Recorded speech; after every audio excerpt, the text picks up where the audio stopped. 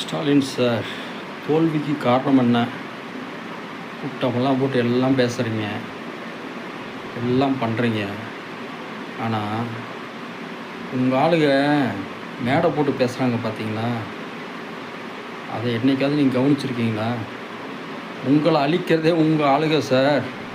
அதையே உங்களுக்கு தெரியவே மாட்டேது சார். நீங்கள் பண்ணுற ட்ராமா இது இல்லை, இது ஜென்சி அரசியல். எல்லாம் அப்கிரேட் ஆகி போயிட்டுருக்காங்க. அந்த காலகட்டத்தில் மேடையில் போட்டுட்டு இப்போ தான் ஒரு 2 நாளைக்கு முன்னாடி, பேர் கூட எனக்கு தெரில, இப்போ தான் புதுசாக பார்க்குறேன் உங்கள் கட்சியில்.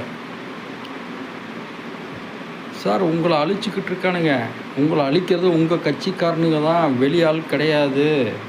நீங்கள் அப்டேட் ஆகுங்க, அப்கிரேட் ஆகுங்க. இது ஏன் உங்களுக்கு புரியவே மாட்டேங்குது? நான் எத்தனை வீடியோவில் தான் சொல்கிறது? உங்களை இந்த நிலைமை கொண்டு வந்து விட்டதே உங்கள் கூட இருக்கிற ஆள்கள் தான், வெளியாட்கள் கிடையாது. இது நீங்கள் எப்போ தான் புரிஞ்சுக்க போகிறீங்கன்னு எனக்கும் தெரியல. வன்மத்தை கொட்டி தீர்த்துருக்கானுங்க. மக்களை தரகுறவாக பேசுகிறான் அந்த ஆள். நீங்கள் மக்களை தரகுறவாக பேசிட்டு திரும்ப வந்துடும்னு நினைக்கிறீங்களா? வாய்ப்பே இல்லை. 7 நாள் தான் ஆச்சு. விஜய் சீட்டில் உட்காந்து 7 நாள் தான் ஆச்சு. இந்த 5 வருஷம் இல்லை, அடுத்த 5 வருஷம் உட்கார்றதுக்கு விஜய் வேலை செய்யலை. நீங்கள் இப்போ இருந்தே செய்ய ஆரம்பிச்சிட்டிங்க. புரிஞ்சுக்கோங்க, புரிஞ்சு செயல்படுங்க. இதுக்கு மேலே சொல்ல முடியாது. ஏன்னா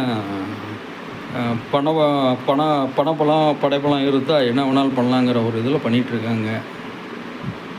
உங்கள் ஆளு தான் உங்களை கெடுத்துக்கிட்டு இருக்காங்க சார். புரிஞ்சுக்கோங்க சார், ப்ளீஸ்.